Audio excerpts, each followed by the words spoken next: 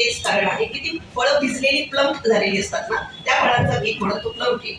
तर हे हा केक खाल्ला की चढतो, मला तरी चढलेला नाही किंवा माझी अल्कोहोल टॉलरन्स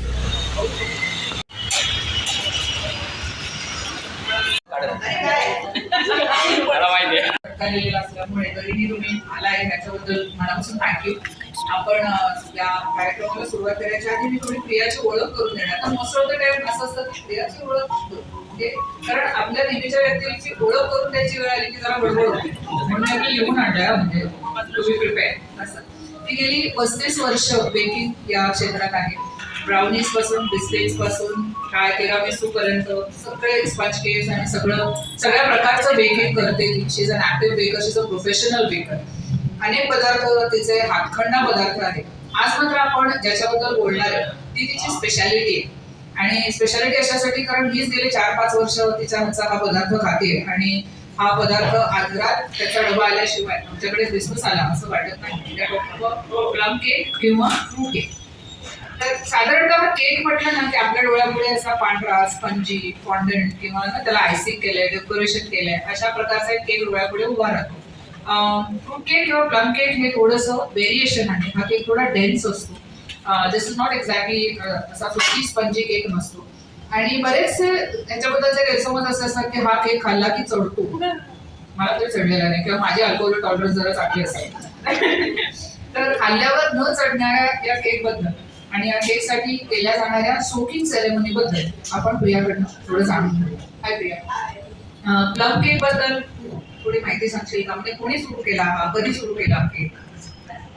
प्लम केक याबद्दल, या नावाबद्दल मी थोड्या वेळाने सांगेनच. जगभर ह्याला फ्रूट केक म्हटलं जातं. सगळ्यांना माहितीच आहे, त्याला पण भरपूर फ्रुट्स झालेली असतात म्हणून हा फ्रूट केक आहे. प्लम केक हे आपलं भारतातलं लाडाचं नाव आहे. तर फ्रूट केकची अगदी सगळ्यात पहिलं जुनं कुकबुक आर्ट ऑफ कुकिंग, आता त्याचं नाव ना इतकं माझ्या कन्फ्युज नाही त्यामुळे लक्षात राहत नाही, ते मी तुम्हाला त्यात सुद्धा ह्याची नोंद आहे. पण असं म्हणतात की रोमन साम्राज्य जेव्हा ते सगळीकडे सैनिक जात होते तेव्हा त्यांना एक काहीतरी असं आपण आता बार्स म्हणतो ना, एनर्जी बार, तशा पद्धतीने बार्ली ही सगळी फळं भिजवलेली, मॅश केलेली आणि त्याच्यात मध, वाईन असे बार्स त्यांना दिले जायचे की सैनिकांना ते शक्ती, ताकद, भूक भागवणं या सगळ्यासाठी उपयोग होईल. तर ही मूळ सुरुवात आहे या फ्रूट केकची. म्हणजे ज्याला आरोग्य एनर्जी बार म्हणते आपण मराठीत ज्याला तहान लाडू तूप लाडू म्हणतो तसं, की ते खाल्ल्यावर ये कुठे तुला मार कुठे. पुरणपोळी करतो तो पुरणपोळी प्रांतांनी बदलते. म्हणजे वैदर्भीय पुरणपोळी ही म्हणजे पश्चिम महाराष्ट्राच्या दृष्टीने पुरण पराठा असतो, म्हणजे दणदणीत पुरणपोळी ओली असते, आपल्याकडे थोडीशी कोरडी असते, त्याच्यात जायफळ मिक्स असतं. तसं प्रत्येक प्रांतावरील प्लम केकची व्हरायटी बदलत असणार आहे. म्हणजे तू तर ह्याच्यावर पण सांगशील का की कुठे काय बदल होणार त्याच्यात? आता मी मगाशी म्हटलं तसं ना, हे प्लम केक हे भारतातलं लाडाचं नाव आहे. जगभर त्याला फ्रूट केकच म्हणतात. आणि प्राजक्ता म्हणाली लाडाचं नाव जसं भारताने दिलं तर भारत आपल्याला माहिती ना, प्रत्येक प्रांतात जसं वेगवेगळ्या पद्धतीने आपण कुठलाही पदार्थ बनवतो. त्यामुळे केरळी लोकांची प्लम केक बनवायची पद्धत वेगळी. तिकडे ब्लॅकजॅक नावाचा साखरेचा असा घट्ट काळा पाक केला जातो, त्यामुळे तो काळाच असतो त्यांचा केक. आणि हे जर तुम्ही कलकत्त्याला गेलात ना तर तिकडे ब्लॅकजॅक वापरत नाही, पण तिकडे फळं वेगळी वापरतात. आणि कलकत्त्याच्या प्लम केक मध्ये आपण त्याला पेठा म्हणतो, कोहळा. आता तुम्ही फळं बघा, की फळासाठी ब्रँड जसा असेल ना तसा बदलतो. तर ब्रिटिश लोक ब्रँडी वापरतात. ओके, आता हे स्टँडर्ड आहे, तर तेही लोक मिक्स करतातच. वाईन हा सुद्धा एक पर्याय, पण वाईन मध्ये अल्कोहोल कंटेंट कमी असते, त्यामुळे मोस्टली ब्रँडी ही वापरली जातात. लिक्युअर वापरली जाते फ्लेवरसाठी. कॉन्ट्री जी ऑरेंज लिक्युअर आहे ना ती सुद्धा वापरली जाते, कारण हा फ्रूट केक आहे आणि ती फ्रुटी टेस्ट येते ना, तर ज्यांना जास्त फ्रुटी टेस्ट हवी असेल ते कॉन्ट्री तेही वापरतात. हे घटक पदार्थ वापरून अजून दुसऱ्या कुठल्या पदार्थ करता येऊ शकतो का? हो, आता मी थोड्या वेळ म्हटलं ना, जसं वेगवेगळ्या देशांमध्ये वेगवेगळे ख्रिसमसी पदार्थ केले जातात, तर ही फळं एकदा भिजवली ना तर ती वेगवेगळ्या पदार्थांमध्ये वापरली जातातच. मिन्समीट पाय नावाचा पदार्थ मला पूर्वी वाटायचं ते असेल ना, खिमाच असणार तो, नाही, त्याच्यात ही फळं असतात भिजवलेली. पाय डिशमध्ये व्यवस्थित ती मध्ये लेअर हा फळांचा आणि मग ते बेक केलं जातं, दॅट इज मिन्समीट पाय. आणि आता तू म्हणालीस ना येता जाता वगैरे, तर अशी येता जाता खाल्ली तर चटकीतच, पण दही व्हॅनिला आईस्क्रीमवर वगैरे टाकून पण छान लागतात. हो, तुम्ही केक ट्राय केलाय का सगळ्यांनी? तुम्ही कशा बरोबर खायला प्रिफर करता? दुसऱ्या पदार्थांचा आक्रमण ओके. नुसता आणि म्हणजे एकटा. हा जर मान्य आहे मला. आपला आपला वाटेत घेऊन आपला गपचूप घेऊन खायचं. कारण त्याच्यामध्ये वाटेकरी भरपूर असतात असतात असतात. मला स्वतःला कधी कधी हा व्हॅनिला क्रीम बरोबर आवडतो. मी तरी आमच्याकडे नुसताच असतो आणि तो डबा टेबलवरच असतो. त्यामुळे येताना डबा उघडायचा, तुकडा म्हणायचा, पुढे असं असाच संपतो तो पदार्थ. त्याचं गुड कॉम्बिनेशनच साजरा होतो. आता काय थोडंसं आपल्याकडे आपल्याशी कशी त्याची नाळ जुळते हे मला वाचताना फार जाणवलं की आपण दिवाळीची तयारी करतो. म्हणजे काय करतो, 4 लोक घरात असतात, एकाला तुम्ही जातो आकाशकंदील घेऊन ये, मग दोघं तिघी घरातल्या बायका मिळून काहीतरी फराळाचं करायला बघतात, मग कुठेतरी रांगोळीचं, असं ते सगळ्यांनी मिळून जे एक काम करायचं असतं तसं सगळ्यांनी एकत्र येण्यासाठी माणसं कारणं शोधतात ना, तसं ते आहे. आणि हा सेरेमनी त्याच्यामुळे पण एक छान सेरेमनी असतो.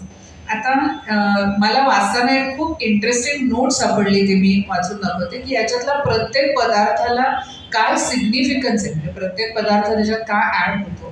तर ड्रायफ्रुट्स जे असतात ते प्रॉस्पेरिटीसाठी असतात. मसाले जे असतात ते वॉर्मथ आणि प्रोटेक्शन अर्थात त्यांच्या अंगभूत गुणांमुळे पण असतात. जे नट्स घालतात म्हणजे हेझलनट असेल किंवा असे नट्स असतात ते उत्तम सुबत्ता समृद्धी घेऊन यावी त्यावेळी म्हणून त्याचं प्रतीक आहे. आणि वाईन किंवा रम जेव्हा घालतो तेव्हा ते सेलिब्रेशन तर असतंच आणि प्रिझर्वेशन अशा लॉजिकनेही वापरलं जातं. तर दिस इज टू बिल्ड मेमरीज. कारण असा सेरेमनी झाला की मग आठवणी होतात तयार, लोकांना त्या आठवणी त्यांच्याबरोबर जातात, त्या पुढे पास ऑन होतात. अरे त्यावर्षी आम्ही इतकी मजा केली ना सेरेमनीला, हे मग तो आला, त्याचा हात सारखा तोंडाकडे जात होता, माईने त्याला फटका दिला छोटूसा, अरे ते त्याच्यात घालायचं. तर अशा छोट्या छोट्या आठवणी करण्यासाठी म्हणजे त्यांची सांगड घालण्यासाठी हे सेरेमनी की म्हणजे मी सोहळा आयोजित केला, पण ह्याच्या मागे हा इतका डीप थॉट हे असंच आहे. मला हा का करायचा होता, मला खूप वर्ष मनात होतं की मी माझी माणसं ज्यांना आवडतो हा केक त्यांनी एकत्र यावं. आणि यात तुमचे हात लागले ना की हे पुढच्या वर्षी आपण जो केक करणार आहोत येस त्याच्यात आपण भिजवलेली फळं होती हे तुम्हालाही आठवेल.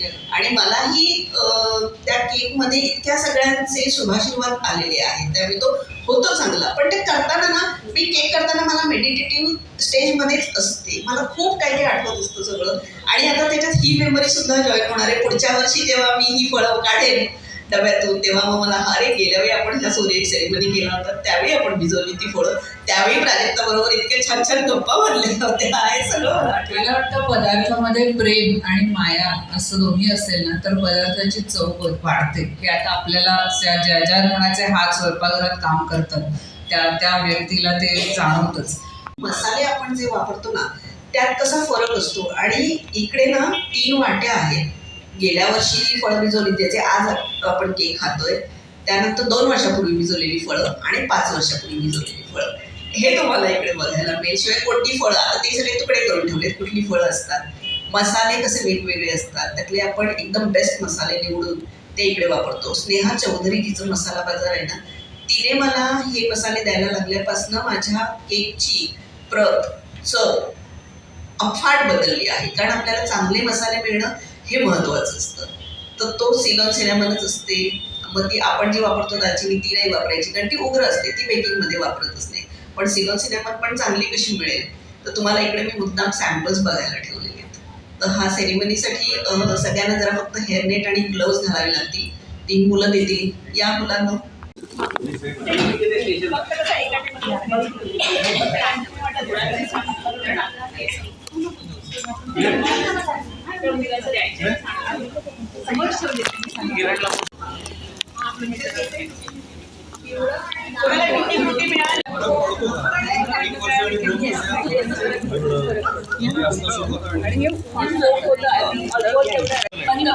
बंद करून ठेवायचं.